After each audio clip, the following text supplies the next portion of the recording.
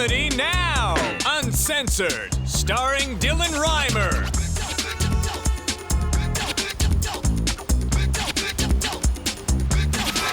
Please welcome Dylan Reimer. Oh, thank you. Thank you. Wow, this is a treat.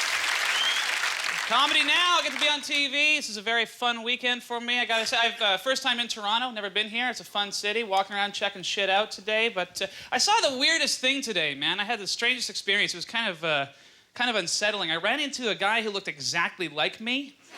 You ever have it? You run into somebody who looks exactly like you, but it was extra weird because he was like 30 years older than me.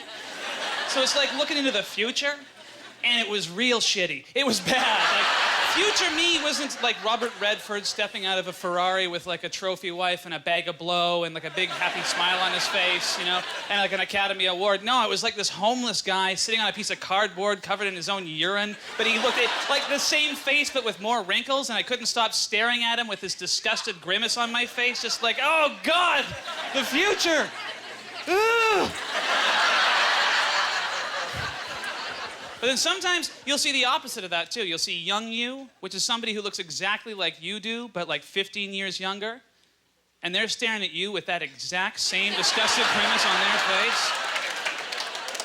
And then you remember that you're really high on mushrooms and you've been staring in the bathroom mirror for the past 45 minutes. We got some druggies in the audience, huh? I'm no stranger to drugs, man. I'm from Vancouver. I live in East Vancouver. I live right on the edge of the worst neighborhood in North America, Vancouver's downtown east side, man. And it's just what you get used to when you live in a neighborhood like that. Like the other day, I got this heroin dealer come up to me, right? And then he got pissed off at me because I was not gonna purchase his heroin. Is that even allowed, right? Like, he's all emaciated and underweight, like, I mean, as opposed to those, like, rosy-cheeked, robust heroin dealers that you're always seeing, the John Goodman look-alike heroin dealers, right?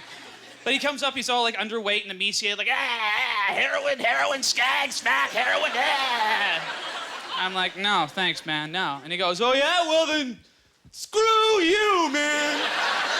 And I'm like, is that the most effective way to manage a small business?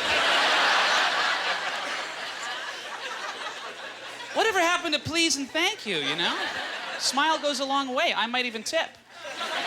I'll tell you what, when I do buy heroin, I ain't buying it from that guy. And I'll tell my friends, stay away from Scab-Faced Magoo over there. He does not get the basic principles of customer service. Oh, man, I knew it was a bad neighborhood, too. The second I moved in, I went for a walk, and I noticed that there's no Starbucks coffee shop in my neighborhood. Yeah, if you live in a caffeine-addicted city like Vancouver and there isn't a Starbucks within pissing distance of your front window, you live in the shit end of town. I hate to tell you that, man. And it's not because Starbucks is great or anything. It's just because there's, like, nowhere on the face of the earth that Starbucks will not set up a coffee shop, right? For real, they got a Starbucks in the Forbidden City in China. They got a Starbucks base camp Mount Everest. They even send Starbucks coffee to the U.S. soldiers fighting in Iraq. But they won't come to my neighborhood, right? Like, Baghdad is fine, but the East Van are like, oh, forget this. You know, they just took one look around with their clipboards and said, lost cause, taxi, right? Made it back to Seattle in the same transfer. Did their big PowerPoint presentation to all the shareholders and just said, look, guys, coffee can't compete with crack. Seriously, I hate to break it to you, you know? I mean, unless we start serving crackachinos or something, I don't really like our chances. Quit a lot of drugs, man. I used to do a lot. I don't do them anymore. The only drug I miss, though, is LSD. Boy, now there's a drug. Oh, good, you heard that. I thought that was an oral hallucination or something. Acid was a fun drug, man. I really enjoyed it. People don't do drugs anymore. And I've also noticed that the point of drugs has seriously changed. Because when I was in high school, you would take drugs to expand your horizon and look within and stare into the face of God and, you know, serious introspective shit, right? And that's not around anymore. Now drugs are all about taking a handful of pills that let you listen to the same shitty song for 16 hours and think you like it, right? It's like, peanut butter, peanut butter, peanut butter, peanut butter, peanut butter. Ooh, I love the peanut butter song. Give me some more pills. Peanut butter, peanut butter, peanut butter. No, forget that. Those are idiot pills. Take mushrooms, take acid, go to the park. That's what we do. We go to the park at like 3 o'clock in the morning, right? And that's when and where you want to do LSD, right? Because there's no one around. Yeah, the park belongs to you. It's like being in Middle Earth or something. It's absolutely incredible. You're like a hobbit. You're running around with your shoes off, and the magnificent solar splendor of the heavens is spiraling above, and you're communing with nature. You're hugging a tree, and you're just like, I am Mowgli from the Jungle Book. I am at peace with the earth goddess Gaia. I can feel the pulse of every living creature flowing through my naked toes. I have utter inner harmony. I am at one. And that is awesome. At 3 o'clock in the morning. No one is not awesome? 8 o'clock the same morning. When you're still fried from the night before and you can't drive and the sun comes up and all these weird families and normal people with picnic baskets and dogs and frisbees start showing up. Oh yeah, very quickly you go from being, I am a child of nature to I am a dirty, degenerate drug addict hanging out in the park. Where are my goddamn shoes? I gotta get out of here, I hear the police. And you're stuck there. And then the next hilarious thing happens. All of a sudden, every jogger in the universe makes an appearance. Every health fanatic in the city suddenly comes out of the woodwork at 8 o'clock in the morning. 8 o'clock in the morning in any park in North America is where jogging fanatic meets drug addict. That's what you get, right? I'll paint you a picture. You're sitting on a stump, you know, you got twigs in your hair, your eyes are red, your teeth are green, you got 5 lit cigarettes because you keep forgetting you just lit one 30 seconds ago. And that is when Johnny Live Forever jogs on by. You're at your lowest possible ebb, right? You could not get any, you're Gollum in a ball cap. That's all you are, just still too fucked up to drive, precious. And then every 30 seconds, Richard Simmons comes on by, and it's hilarious. And they all say the same thing. When the joggers run by, they all say the exact same thing. You're sitting there, you're so fucked up. They run by, they all say the same thing. They go, good morning. Good morning? Why are you talking to the drug-addled youth, you freak? What the hell am I gonna say to that? Like, well, top of the morning to you, jogger. I kind of lost track of time 8 million years ago, but thank you for reminding me. Wow, we have so much in common, you and me. Let's see, you getting high on life? Great. Hey, you ever get so high on life you sit on a park bench and stare across the bay for 8 hours as a beam of golden fire comes down from heaven and engulfs the city in a blue ball of flame, but then the city melts and slides into the ocean, and Poseidon, the ocean god, recreates the city, and a perfect cycle of creation and destruction unfolds before your very eyes? You ever get that from jogging?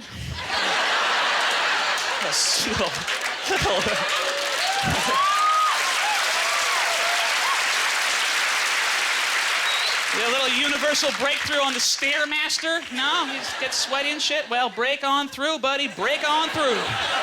By the way, there's a flaming chimpanzee with a skull face and demon wings chasing after you, so you might want to pick up the pace a little bit.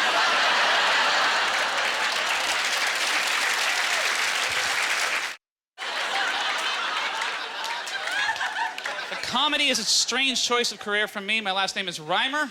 Some of you may have guessed I was raised in a Mennonite family. Not a lot of Mennonite stand-up comics, really. It's a weird way to grow up, man, you know? I got my sex talk in Sunday school. Yeah, how weird is that? I got my sex talk from an 88-year-old Mennonite woman. Yeah, she's qualified, hey? 16 kids, no idea how it happened. This is the whole sex talk. She goes, now, boys and girls, I just want you to understand. If you ever even think about abusing yourselves, always keep in mind that all your dead relatives are watching you up in heaven. I'm like, your dead relatives are watching you jack off? What kind of a philosophy is that? And then you gotta think, isn't that worse for my dead relatives? That's heaven?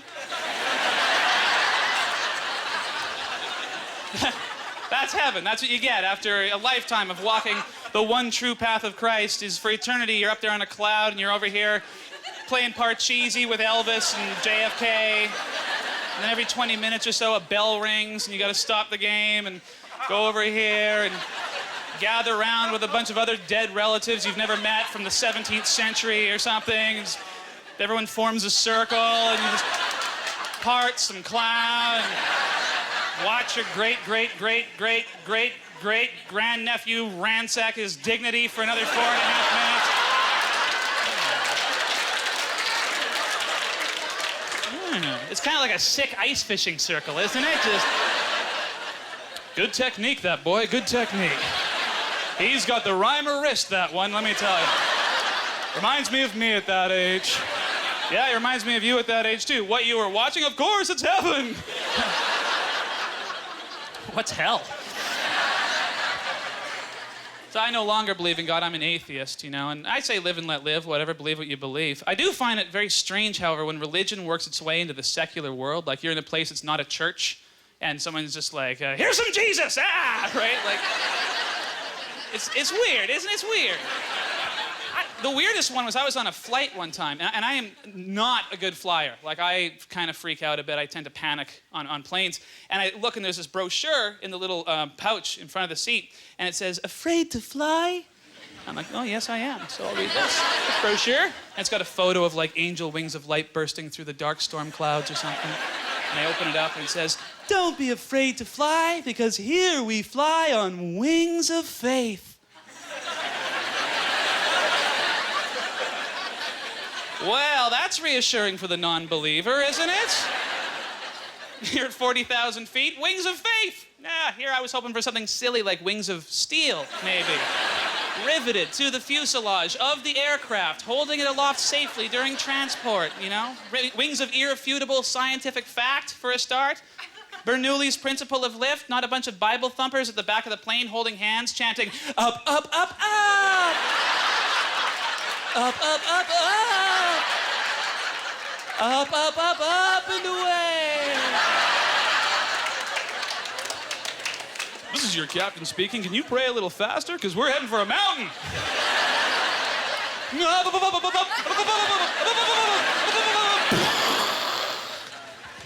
Tragedy struck today on Wings of Faith Airlines when it collided with Mount Science. Thank you. Oh, man. It's a weird one. People get all bent out of shape. I don't like it when religion gets involved with politics either. I think that's a very bad thing, you know? It's like the whole gay marriage debate. People get so bent out of shape about gay marriage, you know? First of all, do we have to even call it gay marriage? What does that mean, you know? It's like, it's just marriage, isn't it? Calling it gay marriage is actually a very bad thing. Do we have to preface everything these people do with the word gay? Like, oh, they didn't go out for dinner, they went to gay dinner. Then they went gay grocery shopping.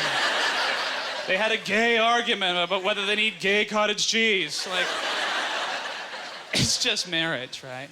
People get all weird about it. I was in some small town doing a show, and I get off stage, and this guy comes up, and he goes, "Hey, man, I thought you were real funny. I want to buy you a drink."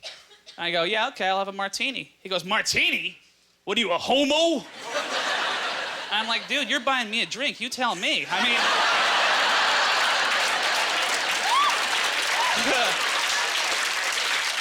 Who's the gayer one in this situation? I thought we were having a friendly drink, but, you know, one thing leads to another. He gets all, you know, then he gets all defensive. He goes, "Well, I just can't stand those homos. You know why? Because they're not even really gay." What the hell does that even mean? I'm like, they're not gay. They're getting married and having sex with each other. He goes, "Well, they don't enjoy it." I'm like, well, then why are they doing it? He goes, "Oh, they only have that disgusting gay sex to tear apart the family and enrage the population. Ah." And I'm like, are you telling me that gay people only have sex with each other to piss people off? He goes, "That's right." And I'm like, dude, I've been pretty pissed off at a lot of people in my day. But I can honestly tell you I've never been dick-sucking mad. Dick-sucking mad. That's way beyond rage, man. I've been rootin' tootin' mad and rip snortin' mad. I've never been fillet a male human being angry in my life. That's like Incredible Hulk shit, isn't it? Just, don't make me angry. You wouldn't like me when I'm angry. Get all rainbow-colored huge. Ah, Hulk must dance. Ah.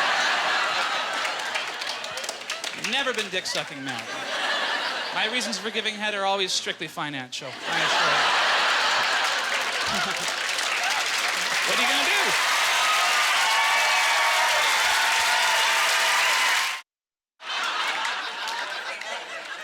cool. They have kids. I just don't want them, you know? And what drives me nuts, though, is I'm at that age now where I'm expected to have kids, and all my friends who have kids think I'm the freak for not having them. Like, I'm like the last one, right? And they always go, so, Dylan, when are you going to have a little bundle of barfy joy? When are you going to do that? Oh. And I'm like, never. Not my thing. Not really into it.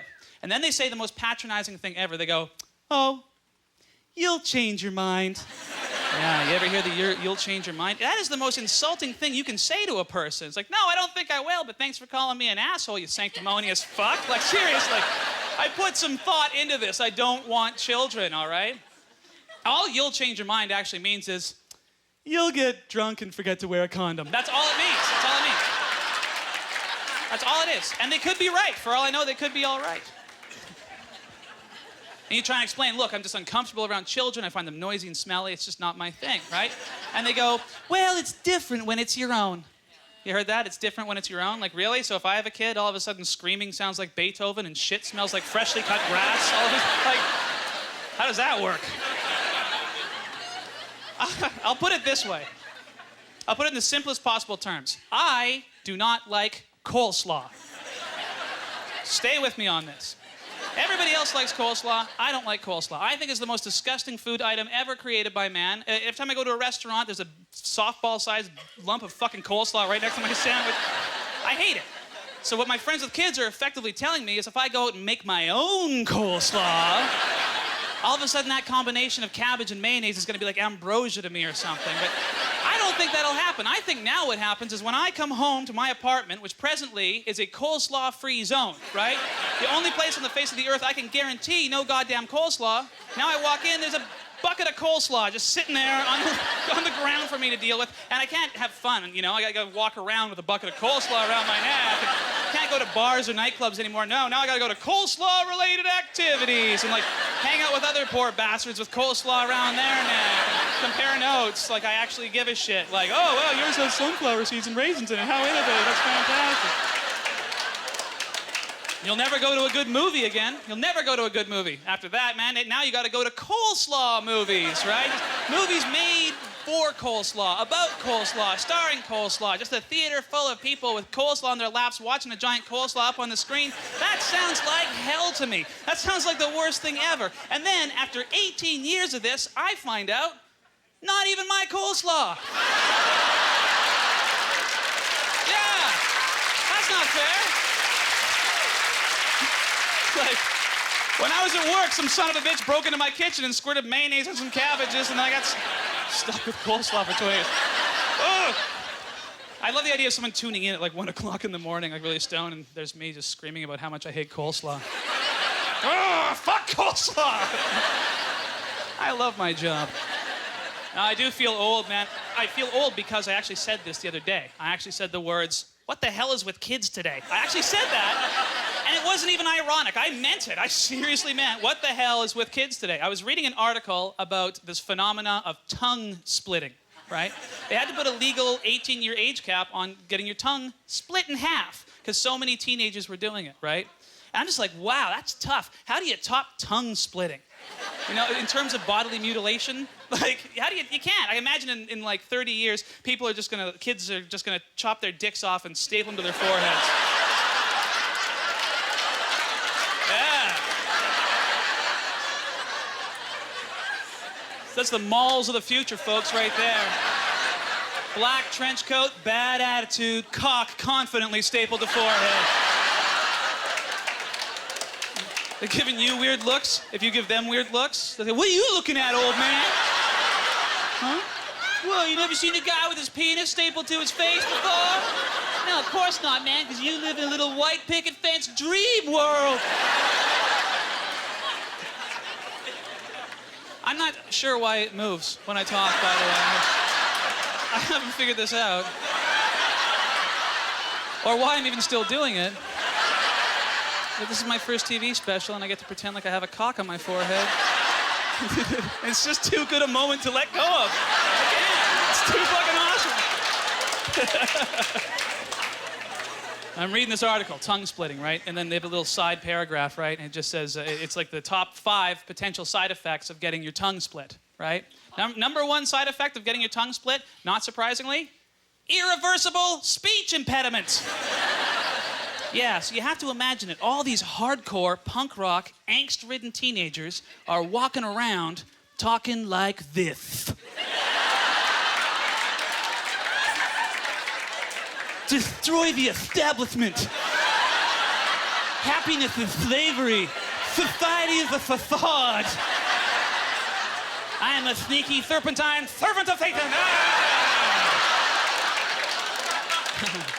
Sure, kid, and she sells seashells by the seashore, so I wouldn't want to sell seashells by the seashore. Suburban seashell selling sellout.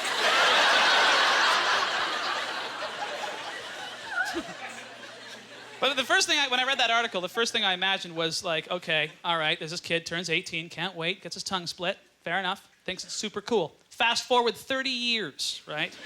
Now he's gotten past the age where he thinks that's cool, and he still is stuck with that speech impediment, and he's trying to talk his own son out of getting his tongue split. Now, Sebastian, listen carefully. We have to have a serious discussion. When I was 17, I made some decisions I have long since lived to regret. Please, son, don't make the same mistakes your father made. Screw you, Dad! What are you doing? Dad!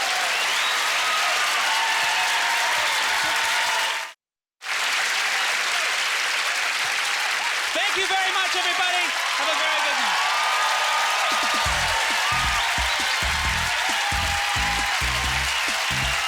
Ladies and gentlemen, Dylan Reimer.